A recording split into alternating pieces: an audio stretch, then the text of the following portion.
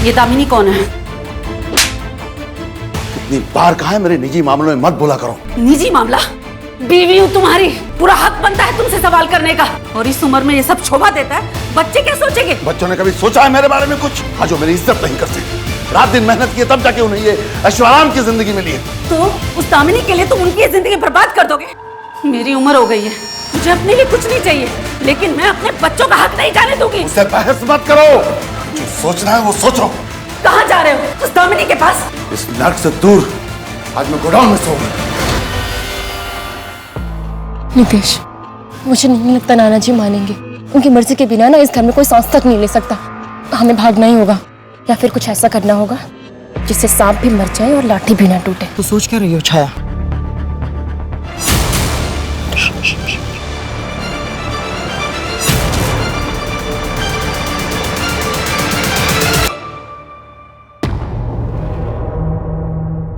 एक तुम ही हो जो मेरे दिल की बात समझती हो। तुमसे बातें कर लेता हूँ तो मन हल्का हो जाता।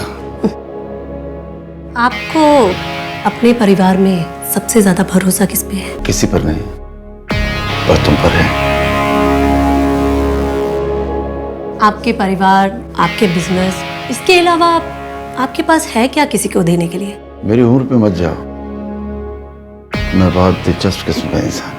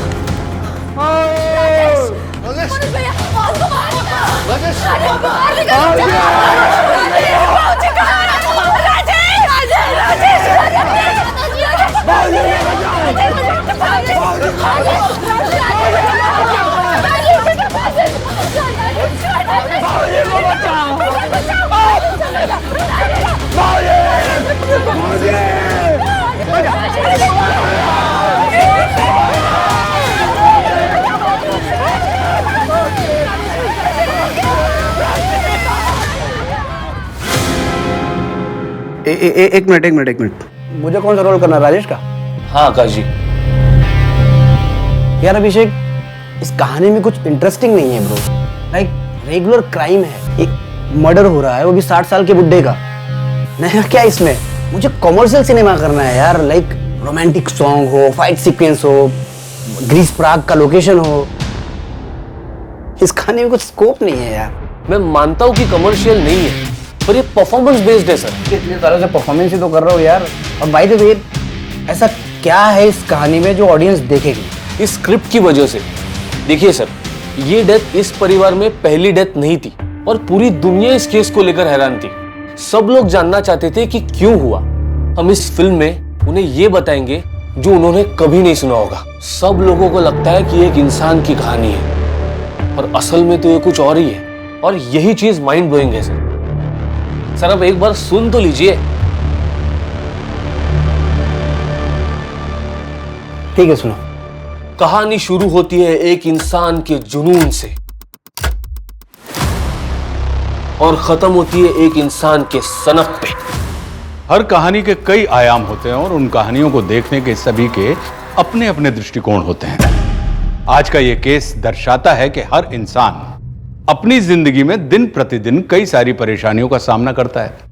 कई बार इनका बोझ इतना बढ़ जाता है कि कुछ लोग इससे उभर ही नहीं पाते और बिना सोचे समझे फैसले ले लेते हैं, जिससे जुर्म को पनपने का एक बहुत बड़ा मौका मिल जाता है। दिल्ली में घटी इस घटना ने सबको चौंका दिया था, पर यह तो सिर्फ शुरुआत थी। इस जुर्म के जरिए अपराध के घने तूफान ने दस्तक दी थी, जो कि दिल्ली के रहवासियों, पुलिस प्रशासन और यहां तक कि पूरे देश को अपने जुर्म के तरीके से झकझोर के रख देने वाली थी। नमस्कार, मैं आशुतोष राणा क्राइम पेट्रोल सतर्क के इस नए अध्याय में आप सभी का हार्दिक स्वागत करता हूं। आज मैं लेकर आया हूं एक ऐसे जुर्म की कहानी जो ना कभी किसी ने देखी होगी, ना सुनी होगी, और ना ही कभी किसी ने कल्पना की होगी। यह केस अपने आप में इतना भयंकर था कि जिसने भी अपराध का वो दृश्य देखा, उसकी रूह कांप गई। ये बही खाता देख रहे हो बलराम? आज तक इसमें मुनाफा लिखता रहा, अब तुम्हारी वजह से नुकसान लिखना पड़ रहा है। बाबूजी मुझे थोड़ा टाइम दीजिए, मैं आपके सारे नुकसान भर दूंगा। मुझे एक आखिरी बार क्रेडिट पे माल दे दीजिए, वरना ये ठेका मेरे हाथ से निकल जाएगा। बाबूजी मैंने इसके लिए बाजार से कर्जा उठाया है, बहुत मुश्किल में फंस जाऊंगा मैं। ये सब पहले सोचना चाहिए था। तुम किसी और से बात कर लो, मैं माल नहीं दे पाऊंगा भाई। बाबूजी ये सही नहीं है। राजेश भाई आप क्यों नहीं समझाते? बाबूजी ने ना बोल दिया, हम कुछ नहीं कर सकते। आप जाइए बलराम जी यहाँ से। मैंने कभी आपको धोखा नहीं दिया, बाबूजी को पिता समान माना है मैंने। इसका अंजाम ठीक नहीं होगा, इसका अंजाम ठीक नहीं होगा। बाबूजी कॉन्ट्रैक्टर आदमी है, कुछ उल्टा सीधा कर दिया तो ऐसे लोगों से पंगा लेना ठीक होगा क्या? अरे कुछ नहीं होगा, यमराज में जादू चलता है मेरा। अरे हमें मौत भी तो हमें तब आएगी जब हम आज्ञा देंगे।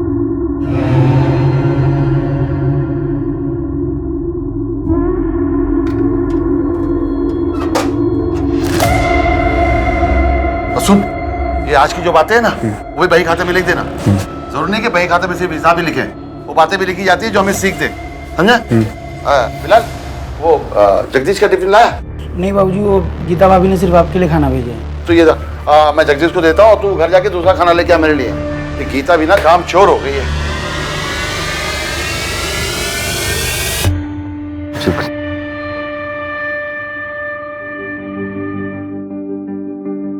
ले बाबूजी मुझे लगा आप भूल गए। 4 साल से भूला हूँ कभी नहीं बाबूजी। और खाना लगे तो गोडाउन से आके ले लेना। जी जी बाबूजी।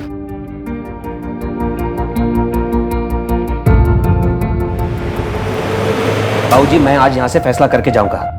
आप जो अपनी मनमानी करते आ रहे हैं ना, वो नहीं चलेगी। सबकी जिंदगी नरक बना के रखी है आपने। किसी को कोई तकलीफ नहीं है। तिनका जोड़ के मैंने ये घर बनाया और तुम इन सबकी खुशियों को डस रहे हो। कुसुम नाक को जन्म दिया है तुमने। माँ को क्या सुना रहे हैं आप? जिंदगी और परिवार तिनको से नहीं बाबूजी, रिश्तों से बनते हैं। नंदिनी की जिंदगी बर्बाद कर दी आपने। और वो गीता, उसको पार्लर खोलना था, कुछ करने दिया आपने? अब जेठ जी मुझे इस समय आप क्यों घसीट रहे हैं? अरे बोलो, ऐसे चुप रहने से कुछ नहीं होगा। मैं अकेला कुछ नहीं कर पाऊंगा। तुम क्यों किचन में लगी रहती हो? माना कि तुम खाना अच्छा बनाती हो, इसका मतलब घर के सारे काम तुम करोगी। बस हो गया तेरे भैया, बस। देखो बाबूजी की तबीयत खराब हो जाएगी। अगर तबीयत खराब होती तो हो जाए, कल का मरे या आज मर जाए, लेकिन इतनी आसानी से मरेगा नहीं है। अगर मैं ना हूं ना तो ये अजगर है, सबको निकल के जाएगा। भैया बस, इससे ज्यादा एक शब्द नहीं। देख लिया कैसे तिनको से घर बनाया आपने। एक छोटा भाई अपने बड़े भाई पे हाथ उठा रहा है। जब इसे शर्म नहीं रही तो मैं क्यों शर्म करूं? मां पूछे शरीफ आदमी से कि दामिनी कौन है। पूछ मां।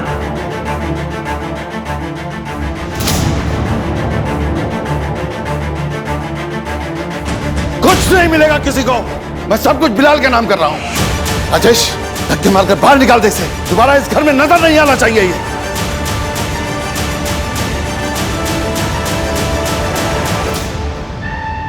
ये दामिनी कौन है? कितनी बार कहा है मेरे निजी मामलों में मत बोला करो, और जो सोचना है सोचो। कहाँ जा रहे हो? उस दामिनी के पास?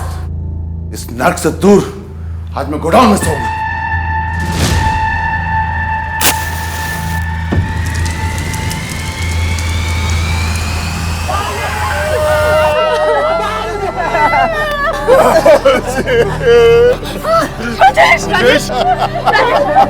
राजेश क्या हो रहा है आपको? अब ठीक है ना? मनोज भैया, राजेश बेटा, राजेश।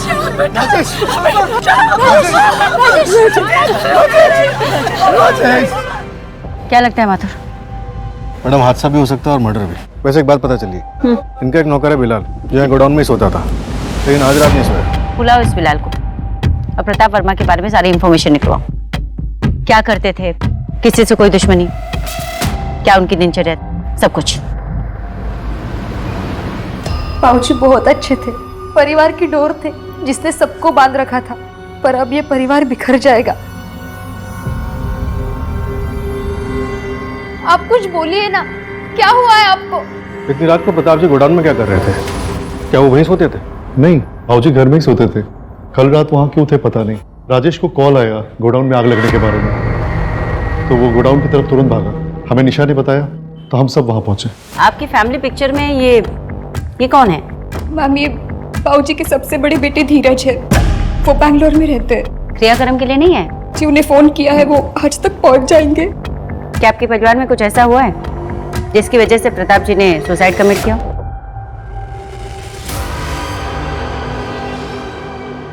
नहीं मैम, दादाजी कभी भी सुसाइड नहीं कर सकते, और गोडाउन में आग लगाकर तो बिल्कुल भी नहीं। वो अपने गोडाउन से बहुत प्यार करते थे। मैडम वो कल मैं अपने दोस्त के घर पे सोने चला गया था। कल ही क्यों? तो कल बाबूजी के घर में झगड़ा हो गया था। राजेश साहब ने बोला था कि कहीं और जाने के लिए, और बोला था मामला ठंडा हो जाएगा तो वापस बुला लेंगे। कैसा झगड़ा? मैं सब कुछ बिलाल के नाम कर रहा हूँ। राजेश, धक्के मारकर बाहर निकाल दे इसे, दोबारा इस घर में दिखना नहीं चाहिए। मैडम, प्रताप वर्मा की पोस्टमार्टम रिपोर्ट आ गई। बॉडी पे 3rd डिग्री बर्न्स, मौत सफोकेशन से हुई। बॉडी पे कोई पेट्रोल या केरोसिन के ट्रेसेस मिले? बॉडी पे तो नहीं मिले मैडम, लेकिन केरोसिन गोडाउन में रखा रहता था, साफ सफाई के लिए रखते थे। फिर तो ये हादसा भी हो सकता है।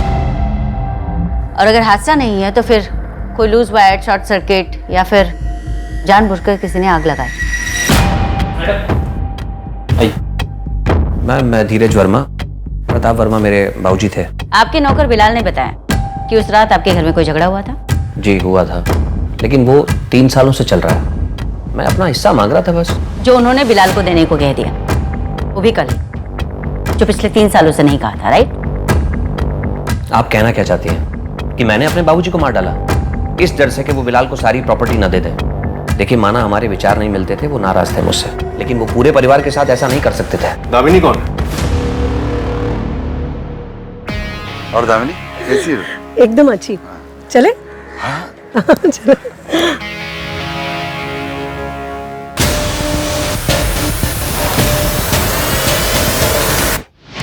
वो 3 महीने पुरानी बात है। आपको क्या लगता है कि आपके फादर का सचमुच दामिनी के साथ अफेयर था? नहीं, बिल्कुल नहीं। वो बात बस मेरे मुंह से गुस्से में निकल गई। मैम हम वो बलराम ठाकुर के खिलाफ कंप्लेन करवाना चाहते हैं। कौन है बलराम ठाकुर? ठेकेदार है, बाबूजी से अक्सर उधारी पे माल दिया करते थे। हाल फिलहाल में मना कर दिया था तो वो नाराज था और उसे धमकी दी थी। जितना पूछा जाए उतने का जवाब दे। 12 फरवरी की रात को तू कहाँ था? प्रताप वर्मा को धमकी दी थी ना तूने? मैडम गुस्से में सिर्फ उनको धमकी दी थी, लेकिन मेरा भी बहुत नुकसान हुआ है। मैंने उनके साथ कुछ नहीं किया। अपने पिता के जैसा मानता था मैं उनको। मैं ठेकेदार उनकी वजह से बना। यकीन मानिए मैडम, मैं कभी भी उनके साथ कुछ भी गलत नहीं कर सकता।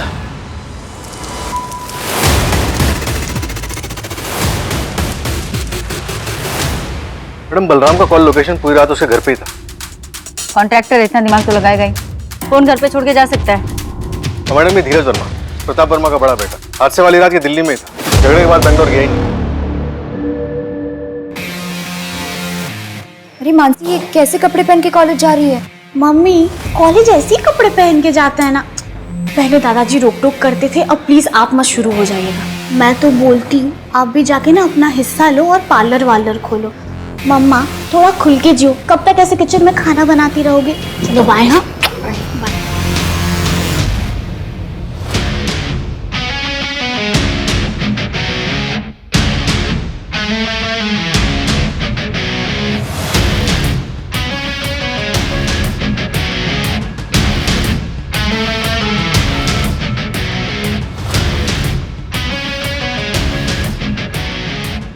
ये प्रताप वर्मा की बैंक स्टेटमेंट है।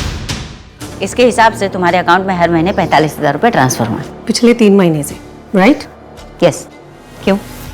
प्रताप जी, मैंने एक स्टोरी लिखी है, आप वो स्टोरी पढ़ के देखिए। अगर उस पर फिल्म बनेगी ना तो सुपर डुपर हिट हो जाएगी। बस 2 करोड़ का इन्वेस्टमेंट है। 3 करोड़ दूंगा, लेकिन फिल्म मेरी लाइफ पे बननी चाहिए। हीरोइन मैं सिलेक्ट करूंगा। ठीक है प्रताप जी, आप मुझे अपनी लाइफ स्टोरी बताइए, मैं उसके ऊपर बुक लिखती हूँ। बुक को पब्लिश करते हैं और उसको फेमस करते हैं, फिर उसके ऊपर फिल्म बनाते हैं। मेरी लाइफ पे बुक? दामिनी एक बुक कम पड़ेगी। हेमराज पर जादू चलता है मेरा। अरे हमें मौत भी तो हमें तब आएगी जब हम आज्ञा देंगे। ये दामिनी सच बोल रही है, काफी कुछ लिख रखा है उसने प्रताप वर्मा के बारे में। और मैडम ये धीरज वर्मा जिस होटल में रुका था वहां मैंने पूछताछ की, पूरी रात होटल में ही था। मैंने होटल के CCTV भी चेक किए, लेकिन वो मेन डोर से बाहर निकलता हुआ नजर नहीं आया। तो फिर उसने हमसे बात क्यों? पूछा मैंने उससे, तो कहने लगा कि बाप के मरने का सदमा था इसलिए बताना भूल गया। क्या बकवास है। उस बदाम के खिलाफ कुछ मिला? नहीं मैडम, लगता है ये हादसा ही था। क्लोजर रिपोर्ट फाइल कर दो। Okay madam. Closure report? लेकिन केस तो क्लियर है कि मर्डर है। पर ये तो सिर्फ ऑडियंस को दिख रहा है ना सर। तो फिर पक्का उस धीरज ने किया होगा, राइट? बलराम भी तो हो सकता है, या फिर बिलाल। सर आपका शॉट रेडी। हाँ, डायरेक्टर को बोलो दूसरा सीन लगा, मैं आ रहा हूँ। हाँ, क्या नाम था उसका? बिलाल। बिलाल, राइट? तो बिलाल ने प्रॉपर्टी के पेपर पे साइन करवाया होगा। असली कहानी यहीं से शुरू होती है सर, और यहीं से आपका कैरेक्टर स्ट्रांग होता है। ओके, अब हम चलते हैं 1.5 साल बाद। राजेश, मैं तुम्हारा बड़ा भाई हूं। इस गोडाउन पे मेरा भी उतना ही हक है। मुझे खरीदी के दाम पे सामान चाहिए।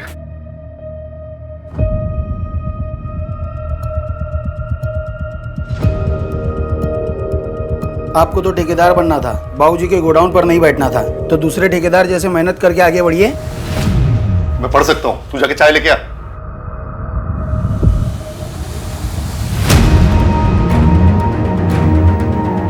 तू बलराम को उधारी दे सकते हो, हमें उधारी नहीं दे सकते।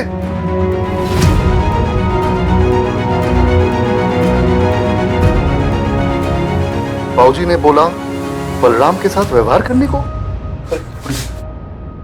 मनोज, राजेश, 1.5 साल से ज्यादा हो गया, हम लोग बंटवारा क्यों नहीं कर रहे हैं? इसी से पूछिए।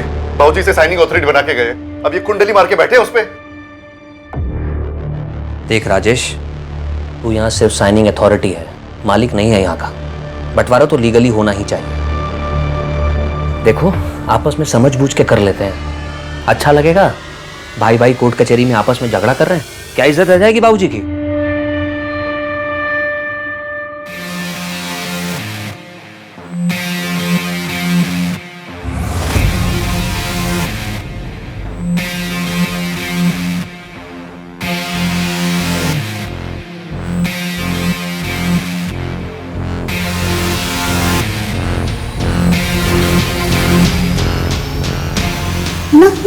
ना मानसी 2 साल से डेट कर रहे हैं यार, एक बार किस भी नहीं कर सकता?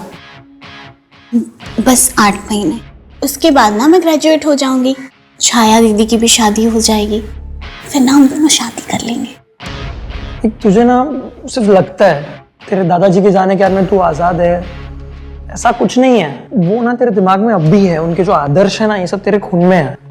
और कौन कहता है यार कि जब शादी से पहले ये सब नहीं कर सकते हैं? इनफैक्ट ये सब करने से प्यार और मजबूत होता है। देख ऋषभ, अगर तुझे ये सारी चीजें करनी है ना तो तू कोई दूसरी गर्लफ्रेंड ढूंढ ले, क्योंकि मैं तेरे साथ ये सारी चीजें शादी से पहले तो नहीं करने वाली। अरे सॉरी, मैं मजाक कर रहा था यार। ये तो चलेगा ना? चलेगा ये। इधर बनाओ। गया। शाबाश। एक सेकंड।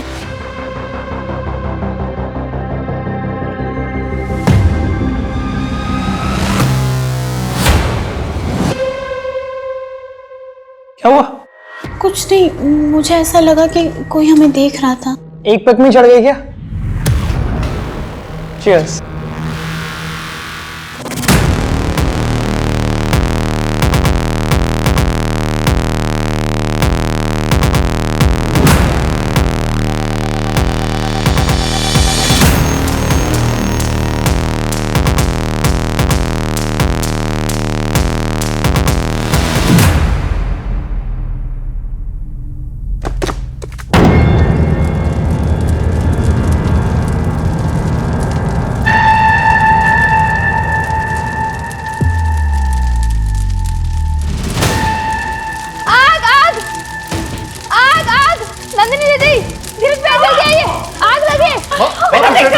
गीता पीछे हटो।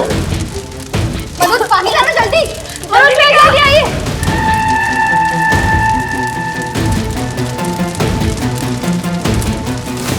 हटो, पीछे हटो तुम लोग, पीछे हटो।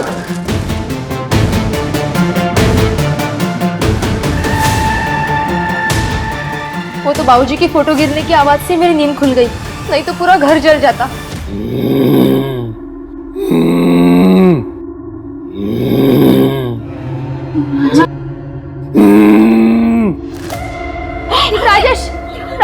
हुआ तुम्हें? जाओ जल्दी, देखो तो क्या हुआ है? बेटा कुछ बोली नहीं। देख बेटा भैया को क्या हुआ? राजेश उठो उठो।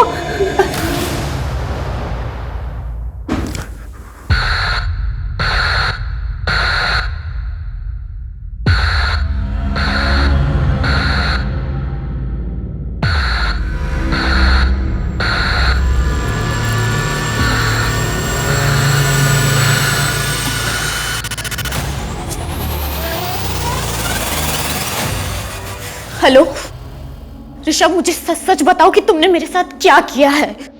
अरे बाबा मानसी, मैं सच कह रहा हूँ, मैंने कुछ नहीं किया है। देखो, तुम्हारे सोने के बाद में मैं तुरंत वहां से चला गया था। जो मार्क की तुम बात कर रही हो ना, हो सकता है तुमने शायद से स्क्रैच कर लिया हो, तुम्हारी नाखून के निशान हो सकता है कि नींद में तुम शायद गिर गई होगी बेड से, इसीलिए दुख रहा होगा। मेरी बात का यकीन करो, मैंने सच में कुछ नहीं किया है मानसी। मैं क्यों करूंगा ये सब? मैं तुमसे प्यार करता हूँ। हमें बाबूजी का धन्यवाद करना होगा, उन्होंने हमारी जान बचाई। वो मेरे सपने में आए और बोले माता की चौकी रखने को, परिवार के लिए अच्छा होगा। धीरज भैया को भी बोलने को बोला। चोरी हो गई, मेरे अलमारी से सब जेवर गायब है।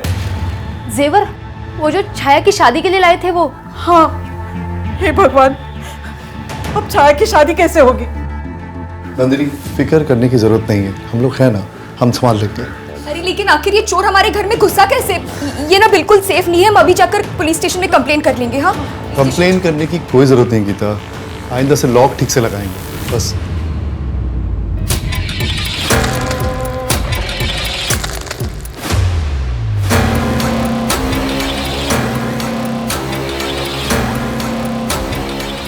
हाँ, ये सही कह रहे हैं, हमें घर पे पूजा रखनी होगी।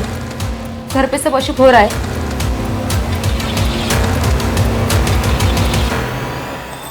जी अब कृपा करो, कृपा करो, कृपा करो। मैया जी अब कृपा करो, कृपा करो, कृपा करो। जय माता दी। माता जी अब कृपा करो, कृपा करो, कृपा करो। मैया जी अब कृपा करो, कृपा करो, कृपा करो। जय माता दी।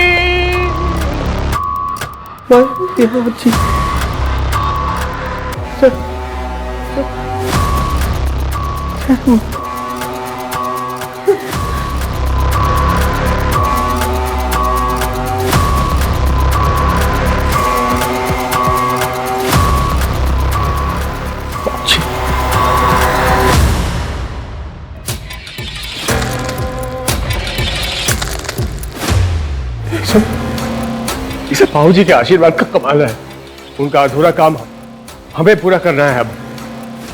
जय माता दी, जय माता दी, जय माता दी, जय माता दी। हाँ, अस्सलाम वालेकुम सकीना, पासपोर्ट की अर्जी दे दी? हाँ दे दी। बहुत अच्छे। बस सकीना, एक आखिरी काम बचा है, उसको पूरा करके हज पे चले जाएंगे। सारे गुनाहों से तौबा करके अच्छी जिंदगी गुजर बसर करेंगे। हाँ, बस कुछ ही महीनों की बात है। रखता हूँ, अल्लाह हाफिज।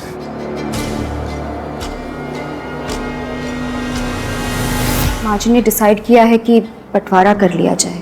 ये तो अच्छी बात है माँ। मैं तो सोच रहा था कि आप बाबूजी की तरह बंटवारे के खिलाफ नहीं हूँ, और वैसे भी बंटवारे के बाद भी सभी बच्चे मेरे एक साथ ही रहेंगे। तुम्हारे बाबूजी तो अब रहे नहीं। 5 हिस्से लगेंगे। गोडाउन किसके हिस्से जाएगी, मकान किसके हिस्से जाएगा, जमीन किसके हिस्से जाएगी?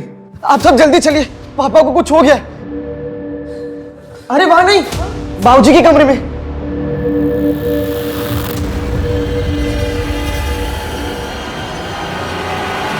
क्या बात है कुसुम, मैंने आंखें क्या मींची, तुमने बंटवारा करना शुरू कर दिया। इस घर का बंटवारा कभी नहीं होगा। ऐसे क्या देख रही है कुसुम? याद है कि मनोज, जब गीता तुझसे तंग आकर चली गई थी, तुझसे मनाकर कौन लाया था? मैं।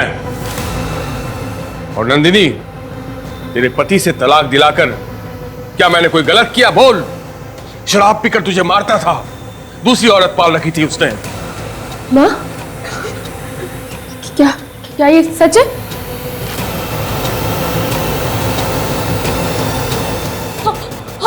किसने मारा? आग किसने लगाई? बताइए ना।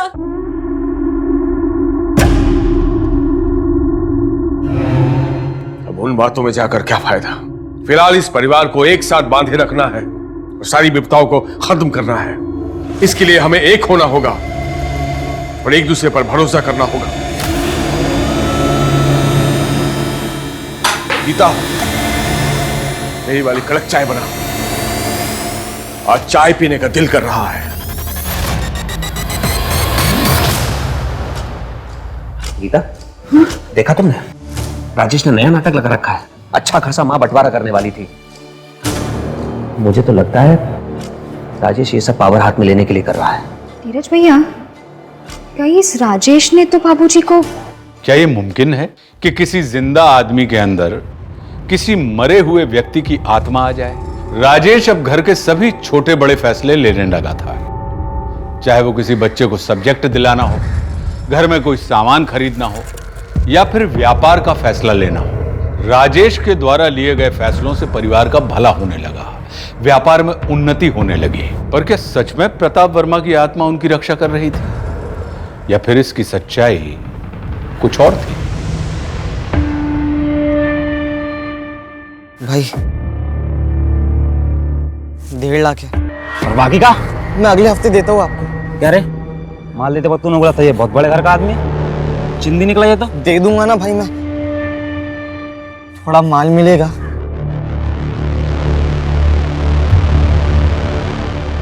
भाई इतने में क्या होगा? एहसान कर रहा हूँ तेरे ऊपर। और माल चाहिए ना तो पुराना घर चुकता कर, उसके बाद माल मिलेगा। इसको पैसों का इंतजाम हो जाएगा ना? हाँ हो जाएगा।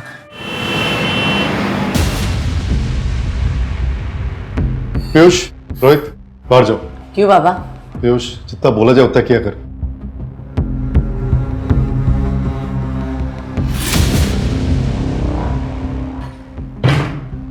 क्या हुआ बड़े पापा? तुम्हारा घर में चोरी की ना तो अच्छा नहीं होगा।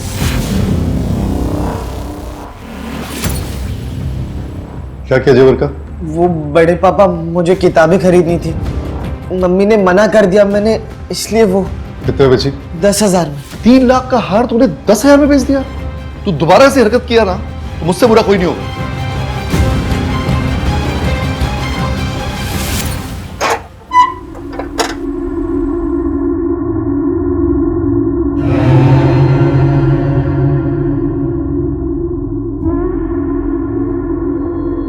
बाबूजी, कमल का पेमेंट आया, मेरे हिसाब से मैं... बाबूजी, ऐसे क्या है इसमें? कुछ अनमोल जो मुझे यमराज से दूर रखता है। मैंने ऐसे नहीं इतनी तरक्की की।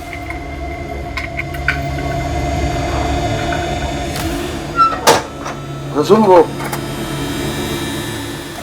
बही खाते में कमल का पेमेंट चला देना और कल जाके उसे पैसा बैंक में जमा कर देना, ठीक है?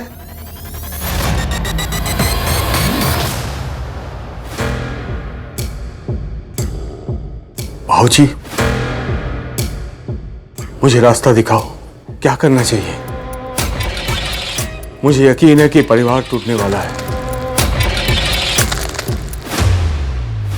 नहीं नहीं बाबूजी, मानिए मेरी बात, मां कुछ नहीं करेगी, उल्टा वो सबको बढ़ावा देगी।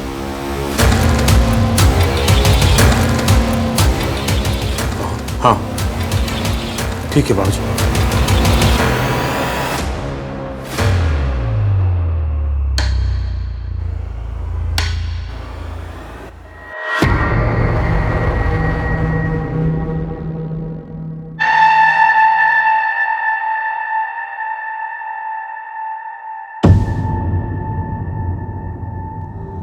और खाना चाहिए तो गोडाउन में आ जाना। हाँ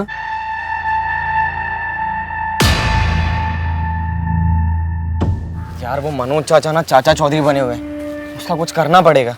हाँ जल्दी कर, वरना प्रणय जो तेरा हाल करेगा ना वो तूने सोचा भी नहीं होगा। अच्छा, जो बात तूने मुझे बताई थी कि प्रणय की बाइक पर किसी ने कीचड़ उछाला था तो उसने उसको गोली से मार दिया। हाँ सुना तो मैंने भी ऐसा है, पर तू टेंशन क्यों ले रहा है? पैसा दे दे, तू इतने बड़े घर से है, तुझे क्या टेंशन है? यार वो चाचा ना गिद्ध जैसे खड़ा रहता है वहां पर। मैं कुछ करता हूँ। ये ले मैथ्स एग्जाम के क्वेश्चन पेपर, 1500। मैं 1000 ट्रांसफर करता हूँ तेरे को। यार किस बात का मेरा तू, चल दे दे 1000 रुपया। चल मैं तेरे को भेजता हूँ पैसे। हाँ। बाय। तुम मेरे साथ ऐसा कैसे कर सकते हो ऋषभ? हाँ खराब हो गया क्या? मानसी मैं कह रहा हूँ ना, मैंने सच में कुछ नहीं किया है। आई एम प्रेग्नेंट ऋषभ, और ऐसा कैसे पॉसिबल हो सकता है? तुमने मेरा रेप किया। अबे किसी और का किया हुआ पाप ना मेरे सर पे मत डाल। मैं तुझे छोड़ूंगी नहीं। अब देख मैं तेरे साथ क्या करती हूँ। मैं पुलिस में कंप्लेन करूंगी तेरे खिलाफ। मामा जी मेरी बात सुनिए ना, निकिता अच्छा लड़का है, अगर आप समझाएंगे ना मम्मी भी मान जाएगी।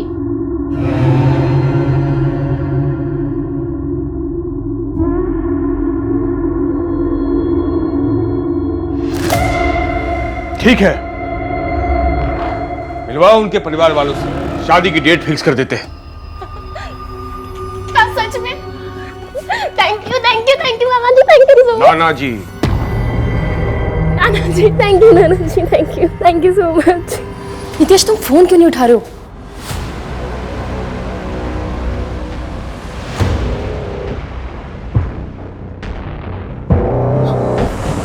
अंकल अब सो सॉरी, मैं आती है साहब। I am so sorry uncle, I am so sorry. Actually मैं कॉल करी थी नितेश को, मैं चलती हूँ।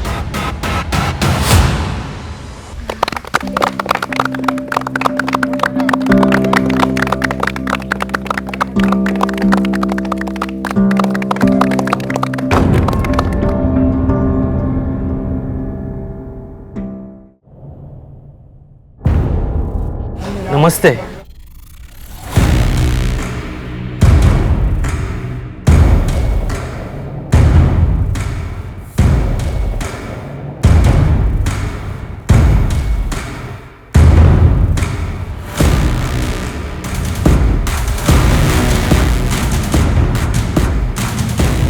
मानसी क्या कर रही है तू? कहाँ खोई हुई है? जा जल्दी जा, दमाद जी के लिए जो गिफ्ट के बैग्स लाए ना वो लेकर आ। जा।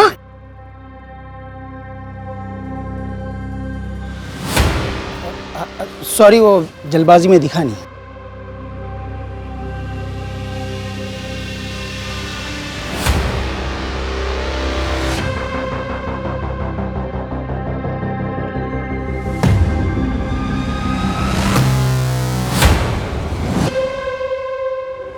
अरे यार तुम लोग यहाँ क्या कर रहे हो? किसी ने देख लिया तो? घर में सजावट तो बहुत है, लगता है छाया की सगाई में बहुत पैसा खर्च किया है, और मुझे देने के लिए तेरे पास पैसा नहीं है। अरे यार दे दूंगा ना पैसे, इतना मरे क्यों जा रहे हो? मेरे सामने इतनी बात किसी ने नहीं की आज तक, और तू पिद्दी भर का लड़का जवान चलाता मेरे सामने। कल के कल मुझे मेरा पैसा चाहिए, नहीं तो जान से मार दूंगा। तू नहीं तो वो तेरा फैंटम चाचा मनोज वर्मा, किसी को तो भुगतना पड़ेगा।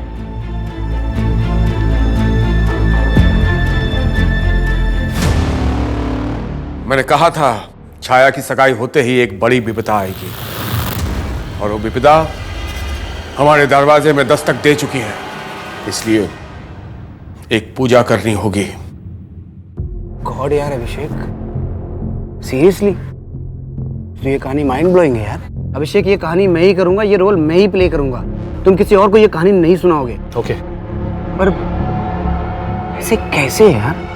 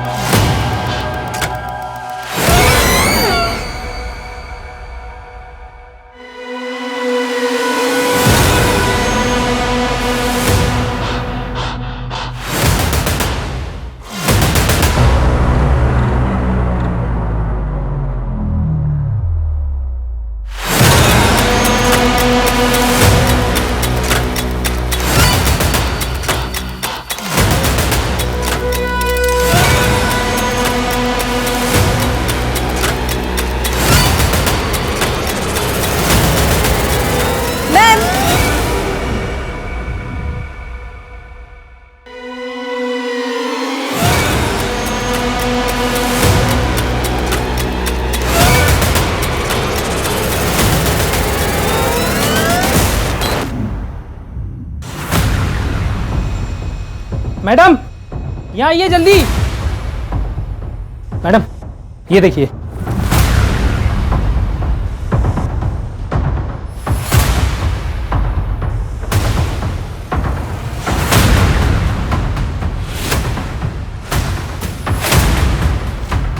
मैडम कल पार्टी में फैमिली के सभी लोग थे और सभी लोग बहुत खुश थे।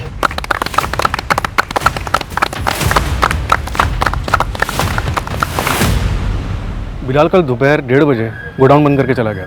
एक साथ इतने लोगों को मारना इम्पॉसिबल, सभी के हाथ मुंह बंधे हैं।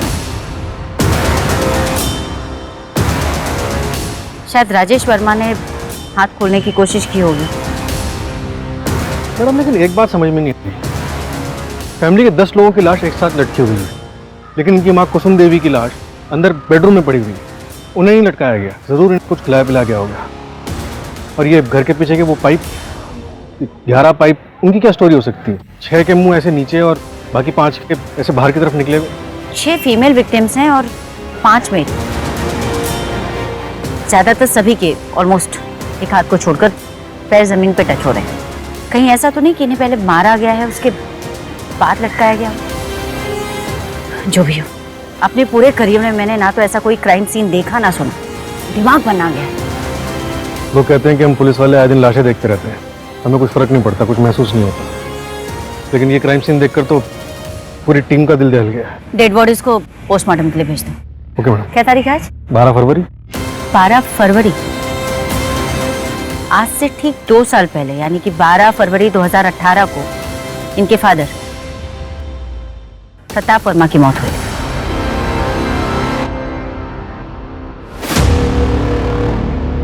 उस घर में जब भी कुछ कांड होता था तो बहुत कन्वेंटली छुट्टी पे रहता था रे।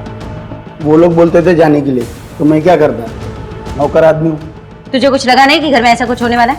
नहीं, लेकिन वो राजेश साहब 6 महीने से कुछ अजीब अजीब हरकत करते थे, उनमें बाबूजी की आत्मा आती। बिल्कुल समझता है हमको, भूत प्रेत की कहानी सुनेगा।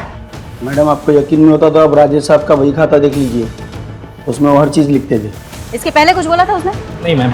अच्छे से तोड़ा साले को, शुरू से हम लोगों को गुमराह करता आ रहा है। Yes ma'am. हाँ?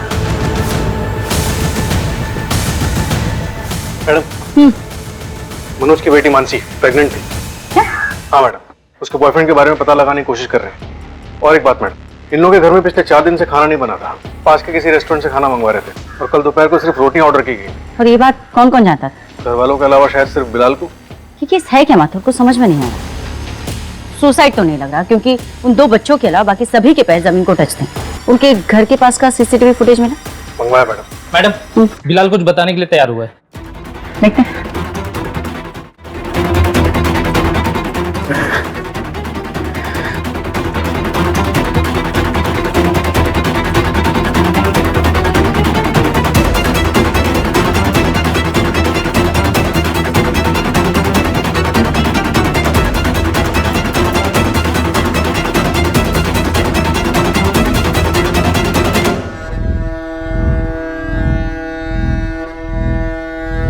मैडम वो मानसी का रेप हुआ था।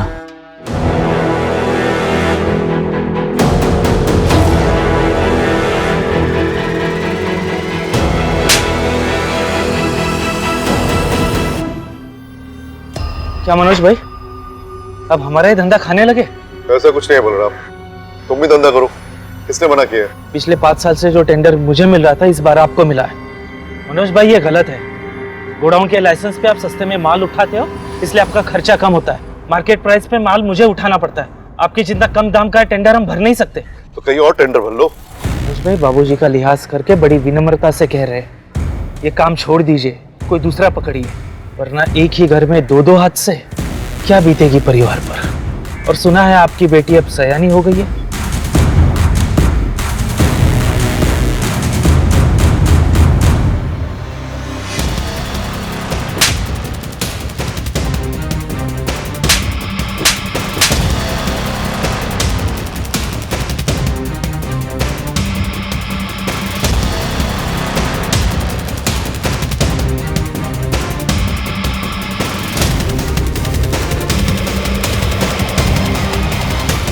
प्रताप वर्मा डेथ और अभी की वर्मा फैमिली मास डेथ में कोई भी कनेक्शन नहीं मिला। इन दोनों ही केसेस में इतना कनेक्शन तो जरूर है माथुर। जो भी मौतें हुई हैं बहुत ही मिस्टीरियसली हुई। भले ही एविडेंस, रीजन या मोटिव क्लियर ना हो। और अगर ये मर्डर है तो इस मर्डर की प्लानिंग बहुत सटीक तरीके से की गई। मैडम धीरज का कहना है कि राजेश अपने बाबूजी की आत्मा आने का नाटक कर रहा था क्योंकि उसे पावर चाहिए थी। उसका कहना है कि मनोज की बीवी गीता को पहले राजेश पे भरोसा नहीं था, लेकिन धीरे धीरे होने लगा, और फिर बाकी फैमिली मेंबर्स को, यहाँ तक कि बच्चों को भी लगने लगा कि राजेश के अंदर उसके बाबूजी की आत्मा आती थी। क्या बकवास बात है, इतने पढ़े लिखे होने के बावजूद ये लोग आत्मा जैसी चीजों पर विश्वास करते हो। घर के सारे लोग, बच्चे तक। राजेश अपने बाबूजी को अपना भगवान मानता है, यहाँ तक कि उनके मरने का सदमा भी बर्दाश्त नहीं करता। पहले उसकी आवाज चले गई, फिर धीरे धीरे वो अपने बाबूजी को अपने अंदर महसूस करने लगा, बिहेव भी उनके जैसे करने लगा। वो सब कुछ अपने बाबूजी के जैसे करता था जैसे वो करते थे। हाँ मैडम, बिलाल और धीरज की बातों से तो यही लगता है। बिलाल ने कहा था ना कि राजेश कोई बही खाता लिखता था। हाँ मैडम। उसे कंगाल था।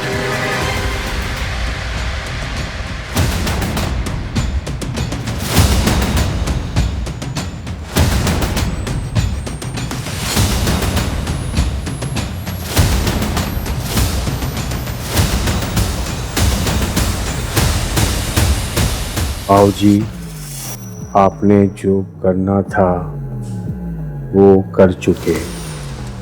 अब ये जिम्मेदारी अपने कंधे से हटा देनी चाहिए। बाबूजी, आपने इतनी रात को मुझे क्यों बुलाया यहाँ पर? चुप कर, सवाल मत पूछ। भाई खाता निकाल। बाबूजी, बात क्या है?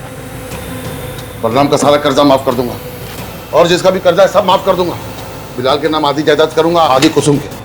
लेकिन बाबूजी, हम लोगों को क्या मिलेगा? बाबूजी, तू मेरा आज्ञाकारी बेटा है ना, कुसुम तुझे अपने साथ रख लेगी। बाबूजी, इसे कैसे कर सकते हैं आप?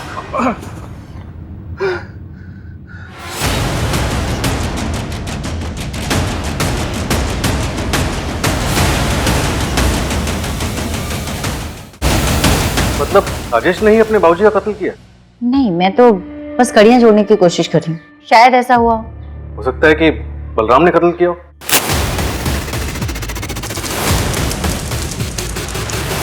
आगे इसमें लिखा हुआ है कि बाबूजी आपके कहे अनुसार सब ठीक हो गया है, छाया की शादी है, उसको आप पर भरोसा हो गया, पर कुछ बुरी शक्तियां हमें तंग कर रही हैं। हमें शक्ति दो बाबूजी, शक्ति दो इन बुरी शक्तियों से लड़ने की। इसका क्या मतलब हो सकता है? बाबूजी के कहे अनुसार एक वट पूजा करनी होगी, जिससे वो सारी बुरी शक्तियां हमसे दूर हो जाएंगी। पूजा करनी होगी, मुझे करनी होगी। वर्मा, उसके पास का एक सीसीटीवी फुटेज मिला। ये घटना वाले दिन का है, देखिए।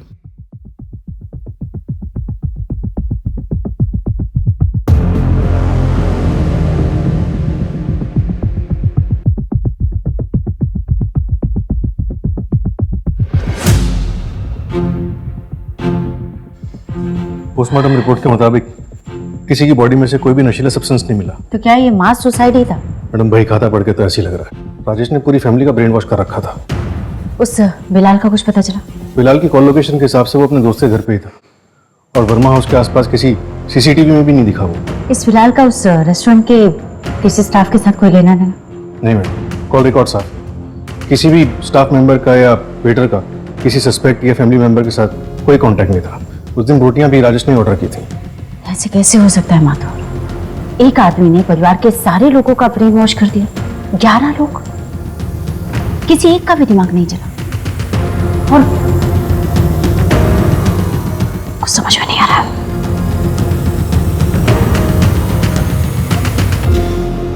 जानना था कि ये असल में हुआ क्या था और कैसे हुआ था। इस कहानी की सच्चाई को कोई नहीं जान पाएगा, बस एक हॉरर स्टोरी बन के रह जाएगी।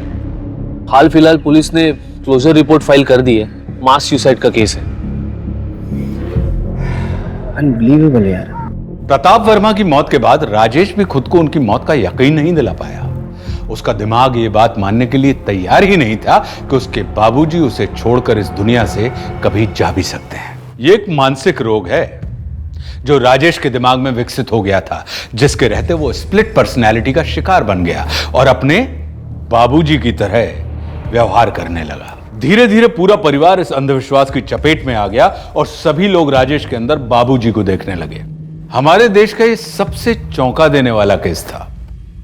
जिसने हर भारतवासी को अपने टीवी स्क्रीन से हटने नहीं दिया था।